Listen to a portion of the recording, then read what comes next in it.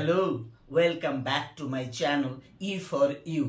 দেখো, আজকে কিন্তু তোমাদের জন্য যাদের টার্গেট রয়েছে গ্রুপ ডি, গ্রুপ সি অর্থাৎ ওয়েস্ট বেঙ্গল স্কুল সার্ভিস কমিশনের গ্রুপ ডি, গ্রুপ সি পরীক্ষা, তাদের জন্য আমি যে ভিডিওটা নিয়ে এসেছি ভেরি ইম্পর্টেন্ট ভিডিও। দেখো, তোমরা যারা এই গ্রুপ ডি, গ্রুপ সি এর জন্য নিজেদেরকে প্রস্তুত করছো, 2017 সালের কোয়েশ্চেন্স নিয়ে কিন্তু আমি আজকের এই ভিডিওয় আলোচনা করব। 2017 সালের কোয়েশ্চেন্সে জেনারেল নলেজের উপরে যে সমস্ত কোয়েশ্চেন এসেছিল সেই কোয়েশ্চেন্সগুলো অ্যান্সার সহ নিয়ে আলোচনা করব। এই আলোচনা তোমাদের কোনটা জায়গায় কাজে লাগবে সেটা আগে জেনে নাও। প্রথমত, তোমাদের যে প্রিপারেশন সেটা ঠিক কী ধরনের হওয়ার দরকার সেই কাজটা কিন্তু আজকের এই ভিডিওটা তোমাদেরকে করে দেবে। সেই জন্য অবশ্যই এই ভিডিওতে তোমাকে পূর্ণ সময় থাকতে হবে। দেখো, জেনারেল নলেজের উপরে বা সাধারণ জ্ঞানের উপরে 15টি প্রশ্ন থাকে। প্রতিটি প্রশ্নে ক্যারি করে 1 নম্বরের এবং প্রতিটি প্রশ্নেরই কিন্তু অ্যান্সার করতে হবে তোমাকে। মনে রাখবে, কোনো নেগেটিভ মার্কিং সাধারণত থাকে না।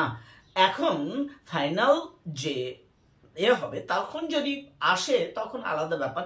তাই প্রতিটি প্রশ্নের উত্তর করার চেষ্টা করবে। আমরা কোয়েশ্চেন নাম্বার 1 নিয়ে আলোচনা করছি। জেপিইজি এর পূর্ণ কথাটি কি? দেখো, অপশনগুলো খুঁটিয়ে খুঁটিয়ে পড়ে নাও। দেখো, কারেক্ট অ্যান্সার হবে joint photographic experts group. Question number 2, Ramsar site, এই যে কথাটি নিচের যে অপশনগুলো দেওয়া রয়েছে তাদের মধ্যে কোনটির সঙ্গে সম্পর্কযুক্ত?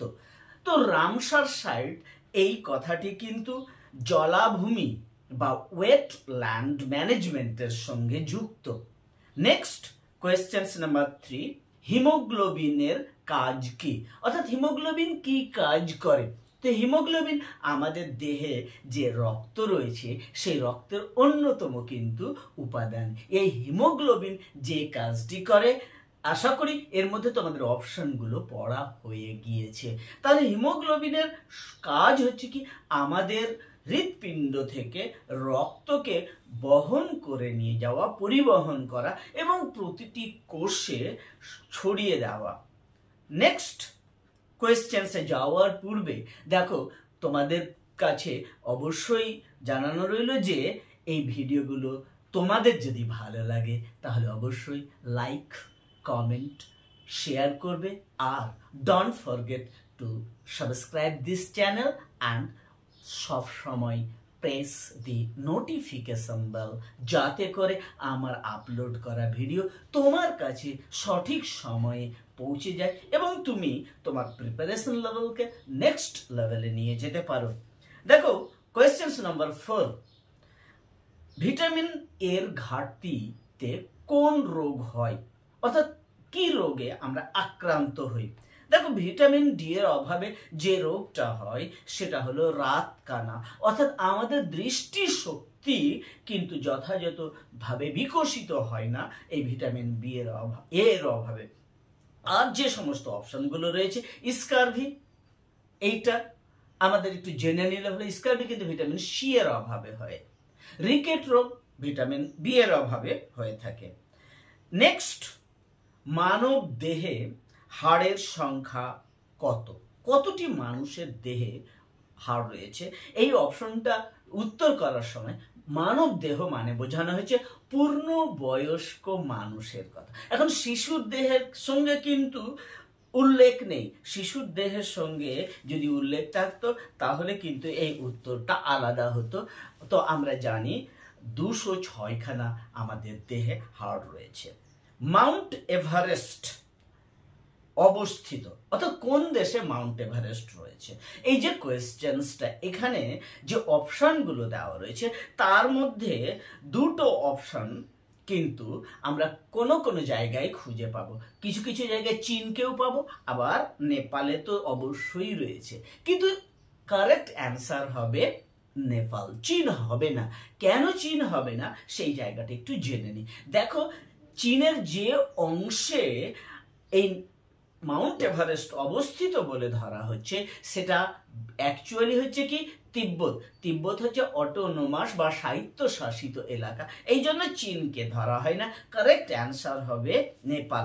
এখন এই মাউন্ট এভারেস্টের নেপালি নামটা আমরা জেনে রাখি, অনেক সময় এটা জেনারেল নলেজের কাজে লাগবে। সেটা হলো কি সাগর মাতা, অর্থাৎ নেপালে কিন্তু এই মাউন্ট এভারেস্টকে নেপাল মানে নামে ডাকা হয় না, নেপালে কিন্তু মাউন্ট এভারেস্টকে সাগর মাতা নামে ডাকা হয়ে থাকে। ধরিত্রী দিবস, আর্থ ডে, এটা কবে পালিত হয়? দেখো অপশনগুলো রয়েছে। এখন আমাদের কিন্তু মনে হতে পারে 5 জুন, ধরিত্রী দিবস কিন্তু নয়, সেটা বিশ্ব পরিবেশ দিবস আমরা পালন করে থাকি 5 জুন। তাহলে কারেক্ট অ্যান্সার কোনটা হবে? কারেক্ট অ্যান্সার হবে 22শে এপ্রিল। তো 2025 সালে যে আমরা ধরিত্রী দিবস বা আর্থ ডে পালন করলাম, তার যে মূল কথা ছিল আওয়ার পাওয়ার আওয়ার প্ল্যানেট। 2026 সালেও একটা থিমের উপরে এই আমাদের এই বিশ্ব ধরিত্রী দিবস পালিত হবে। Next questions, that is questions number 8। এবার আমরা দেখব নিচে কতগুলো বনভূমির নাম দেওয়া রয়েছে যেগুলো সংরক্ষিত বনভূমি। এখন এই সংরক্ষিত বনভূমিগুলোর মধ্যে একটি কিন্তু পশ্চিমবঙ্গে অবস্থিত নয়। তাহলে কোন বনভূমি যেটা পশ্চিমবঙ্গে অবস্থিত নয়? সেটা হচ্ছে কি মানস। এই মানস যে সংরক্ষিত বনভূমি সেটা পশ্চিমবঙ্গে নেই। বাকি গরুমারা, সুন্দরবন, চাপড়ামারি এই 3টি সংরক্ষিত বনভূমি কিন্তু পশ্চিমবঙ্গে অবস্থিত। কোয়েশ্চেন নাম্বার 9, ঝুম হলো। এখন এই ঝুম বলতে আমরা কি বুঝে থাকি?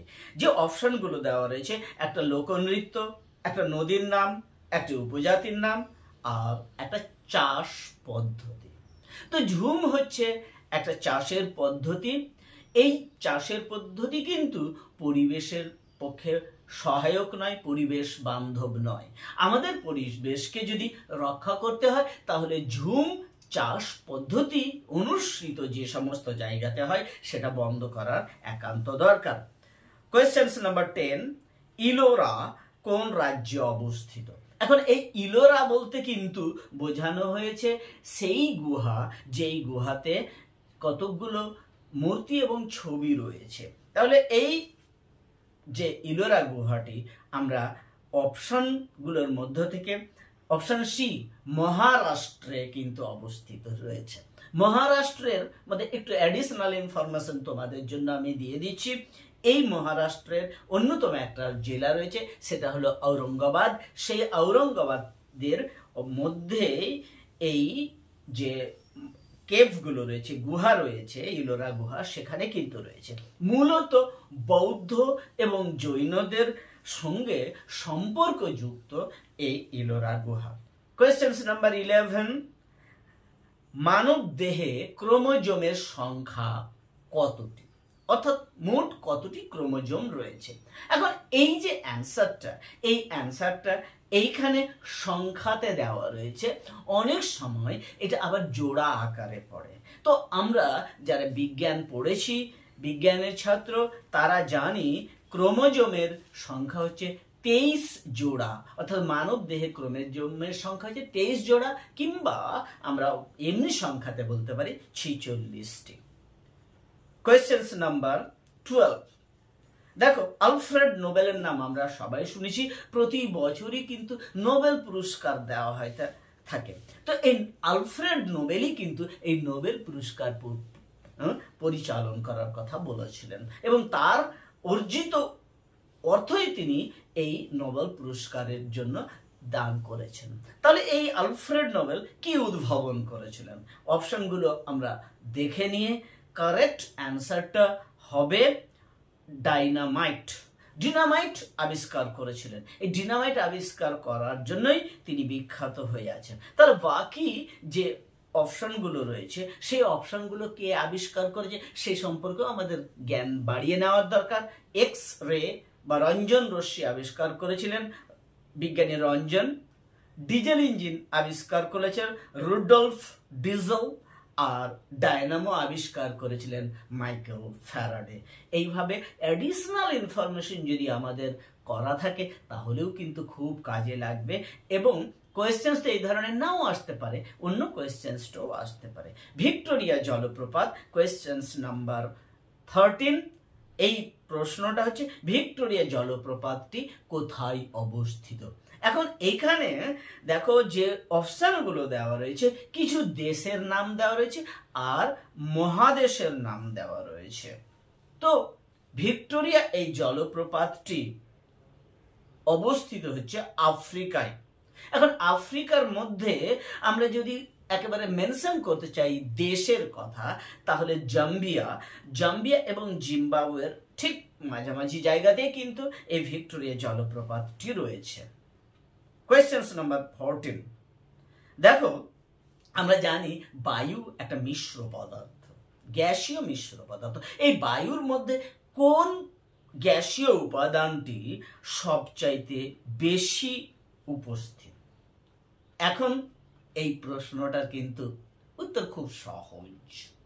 আমরা জানি যে বায়ুতে যে গ্যাস সবচাইতে বেশি উপস্থিত রয়েছে সেটা হলো নাইট্রোজেন গ্যাস। এই নাইট্রোজেন গ্যাসের পরিমাণটা আমি তোমাদেরকে বলে দিচ্ছি, 78.08% বায়ুতে কিন্তু উপস্থিত রয়েছে এই নাইট্রোজেন।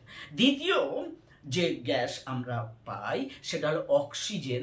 অক্সিজেনের পরিমাণ হচ্ছে 20.95। নেক্সট, হাইড্রোজেন অতি নগণ্য মাত্রায় রয়েছে এখানে 0.0005, এবং কার্বন ডাই অক্সাইড এর পরিমাণ 0.04%। এখন এইভাবে আবার পরিমাণটাকে তোমাকে সাজিয়েও বলতে পারে। আজকের লাস্ট কোয়েশ্চেন শুরু করার পূর্বে তোমাদের প্রতি আবার জানানো হলো, তোমাদেরকে বলো যদি তোমাদের ভিডিওগুলো ভালো লাগে তাহলে আমার সঙ্গে যুক্ত হবে, এবং আমি 7:30টার সময় রাত্রি প্রায় প্রতিদিন লাইভে তোমাদের সঙ্গে থাকবো তোমাদের জন্যই। আশা করি আমার সঙ্গে থাকলে তোমরা শিখবে এবং তোমাদের যে target group D group C সেটা সফলতার সঙ্গে তুমি পেয়ে যাবে। এইবার সিএনজি এই কথাটার পূর্ণ নাম কি, ফুল ফর্ম কি?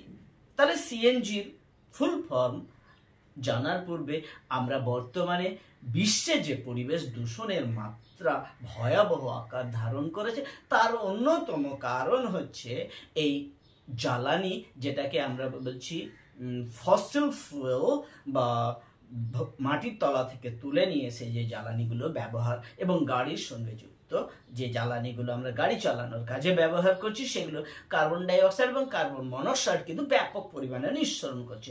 এর হাত থেকে মুক্তির অন্যতম উপায় ধরে নেওয়া হচ্ছে সিএনজি। তাহলে সিএনজির ফুল ফর্ম হচ্ছে কম্প্রেসড ন্যাচারাল গ্যাস, অর্থাৎ অপশন ডি উত্তর। দেখা হবে নেক্সট টাইম।